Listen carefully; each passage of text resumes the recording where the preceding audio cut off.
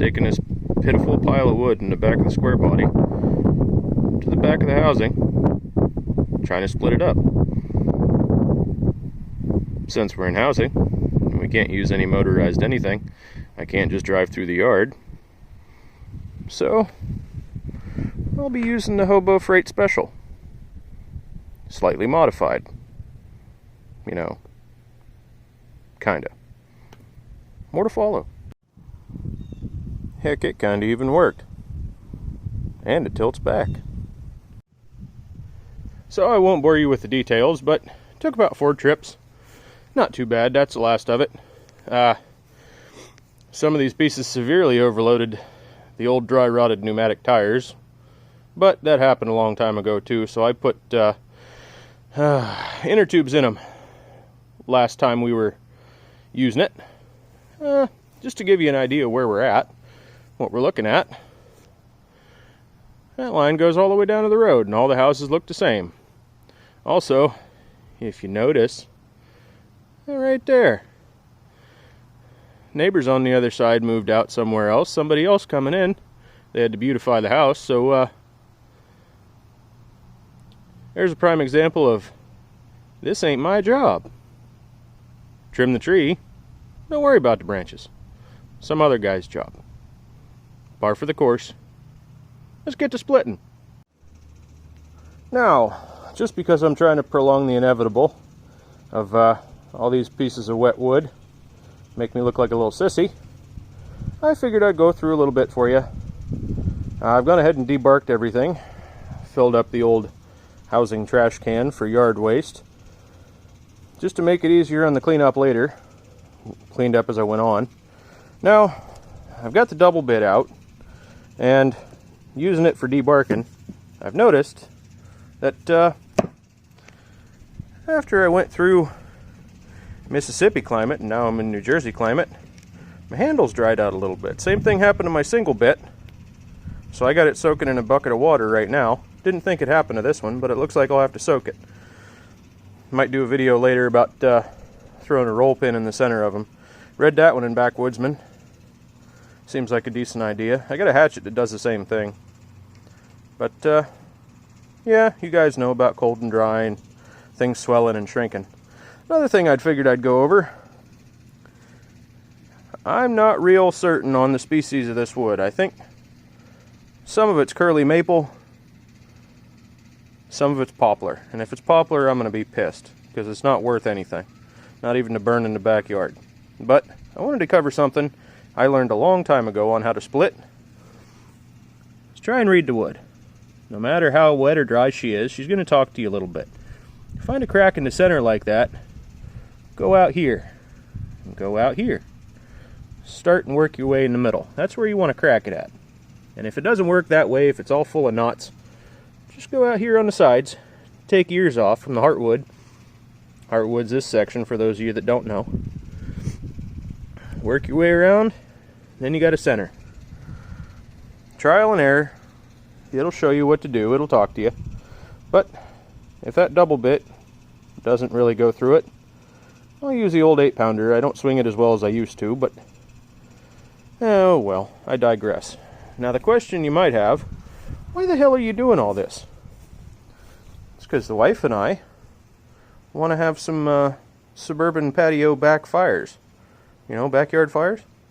So, she was nice enough to pick this thing up off of the old free 99 website down the road. So she got it. Needs a little bit of repair. You probably can't see from the video, but the mesh is all worn out. I'll probably replace that eventually, if we need to. But that's why I got this stuff. Found it on the free 99 website, the old face boogers there. And got what I could with the old saw. It started spewing gas when I went to fuel it up because I didn't route the fuel lines correctly. Maybe another video later on that one.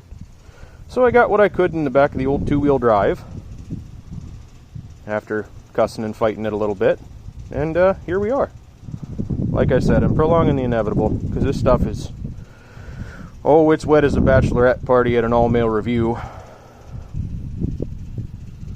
And it's probably going to make me look like a sissy. I haven't swung these things in a while. So, we'll see what we come up with. Bye! Alright fellas, well we got it darn near licked. Still got a few pieces. But I figured I'd take this time to show you what I meant by straight grain and lopping off at the ears and things like that for those that don't know.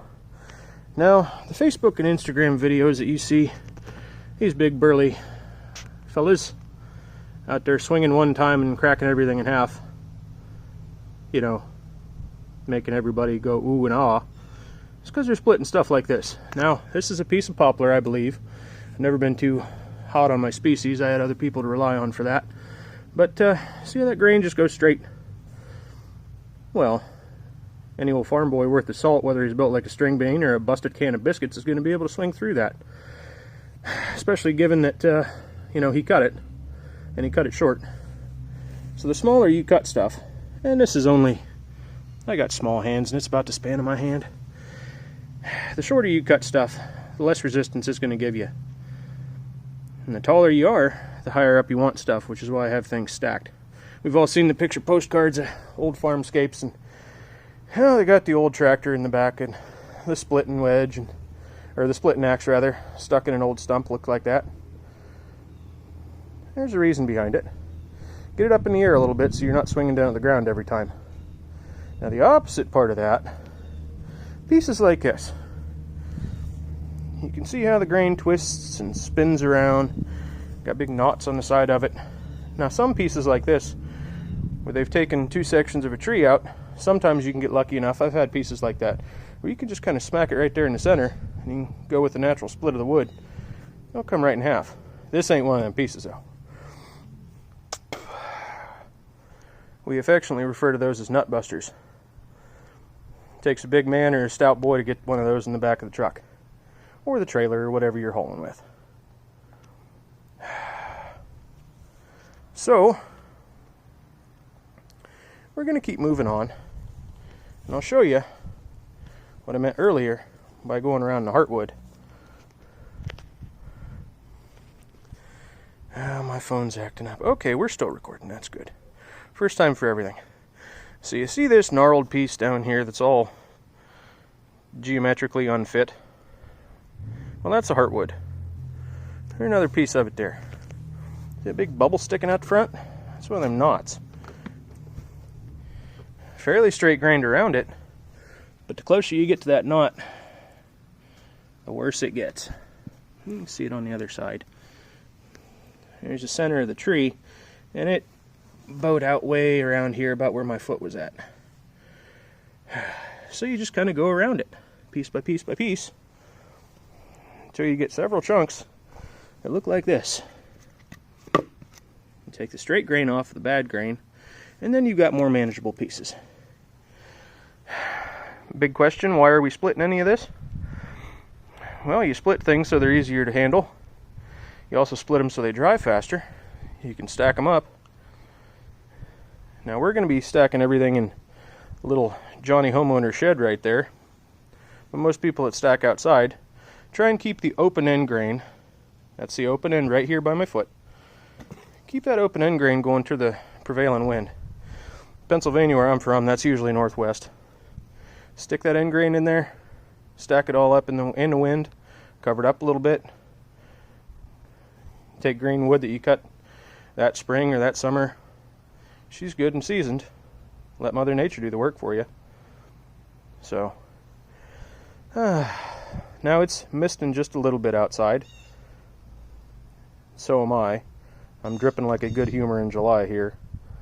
But here's your farm boy at home caveman workout for all those guys who like to swing sledgehammers at tires.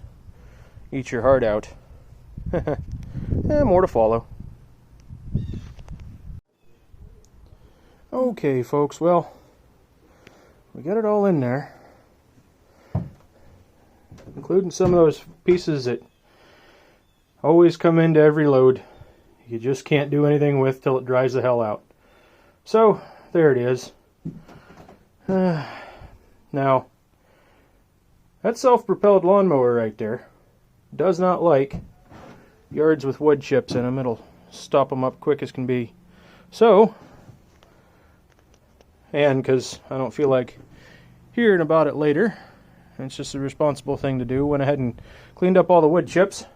A little bit of grass in there, but it'll make it easier for the next time. Now, what I came across and what I wanted to show you, if you can tell, well, you might be able to, you might not, but I think that's poplar. What you can't really see on the camera right now that I can tell is right where my finger's pointing right now. It's all green. It's got that green hue of poplar. And the other species that I ran into, I'm believing is red oak. I thought it was curly maple almost when I first started doing it, but hell, I don't know. You guys tell me. But there she is. Fit just about perfect. Not too bad a small load. And yeah, we got to do some creative things with packing and moving, and that box right there just about broke my heart when we moved up here. I'm happy about and disappointed about the fact that you can go into Lowe's and spend $40 for a box to put your TV in. It's a great thing and a terrible thing. I'm sure you guys understand my reasons. But just a little shed. Got all of our implements of destruction hung up and some creative organization going on. I'm sure it'll change over time. But all in all, it ain't too bad. Some of this suburban living that we've had to get used to has been, there's nowhere to put fill dirt when you dig a hole, plant something, or put something in the ground. So you kind of keep it around in a box, use it for later.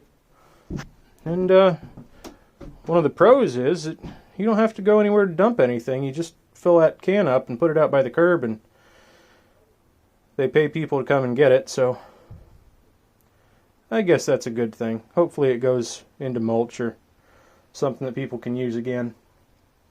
But all in all, not too terrible. I think I'm going to go ahead and get cleaned up, get something to eat, and throw that double bit in a box of water, or a bucket of water.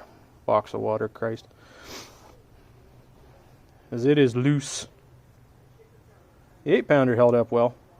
I've had that since I was 18. I'm 37 now. It used to be red. I think you can tell why it's not anymore. But that should make for some pretty decent backyard fires once it all dries out. Alright. Bye.